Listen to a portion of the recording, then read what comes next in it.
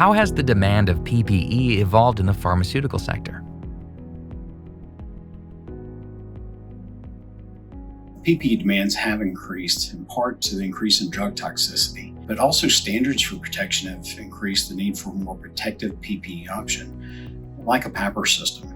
With this, companies are looking to provide better protection for their employees, and using a PAPR is an effective way to achieve this objective. We typically find this in applications that include APIs, PAPs, and ADCs in their manufacturing process. With the expectations of the API market to grow almost 7% in the next decade, demand for the PAPR system is expected to increase also.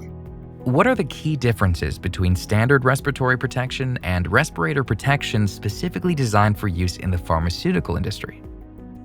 Many pharmaceutical production applications demand a higher protection level, typically looking for a assigned protection factor of 1,000. This tends to drive the use of PAPRs versus an unpowered and disposable air-purifying respirator. Also, comfort and ergonomics are important in the pharmaceutical industry, where workers may be in respirators for longer periods of time. Designs like the Sentinel XT Clear Hood use a free-floating hood which eliminates the fatigue and pressure points that associated with ratcheted adjustment systems and conventional headband suspension systems. And lastly, many pharma sites, specifically CMOs and CDMOs, are concerned about cross-contamination between various production runs, which necessitates more frequent hood disposal or requires surfaces that are easy to clean. What are the common challenges pharmaceutical professionals face when selecting and using PPE and PAPRs, and how does ILC Dover address them? Many facilities reconfigure their production suites as they transition from one drug to another, very common in CMOs. So in these suites, employees are maneuvering around various production equipment in very small spaces that change from production run to production run. Each of these can be major attributes for workplace injury while wearing respiratory protection. And with these challenges, EHS managers seek solutions that provide a greater field of view for better visibility to decrease the chances of workplace injury. How do PAPRs enhance the safety of workers in pharmaceutical environments compared to traditional respirators?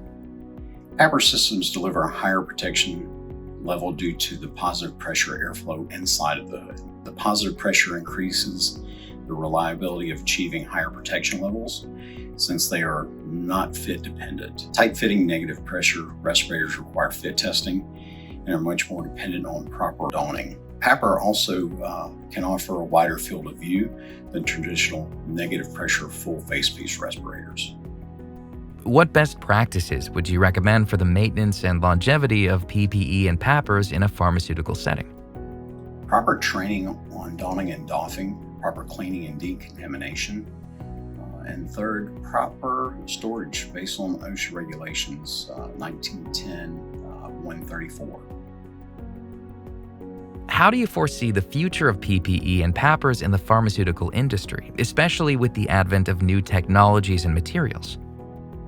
I see customers continuing to look for PPE that provide higher levels of protection while delivering increased comfort and visibility. New technologies will permit systems to be smaller and lighter, as well as advanced electronics will make respirators smarter. Lighter weight systems are possible as lithium battery technology continues to improve. Also, future advances in clear films may permit wider field of view with hoods, which increase worker safety and reduce costly injuries.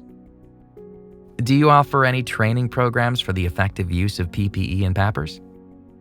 Training is critical to ensuring performance and workers feel safe and confident using their PAPR equipment. ILC Dover provides implementation training for all new customers, including training for areas, shift work, and annual training is offered based on user needs.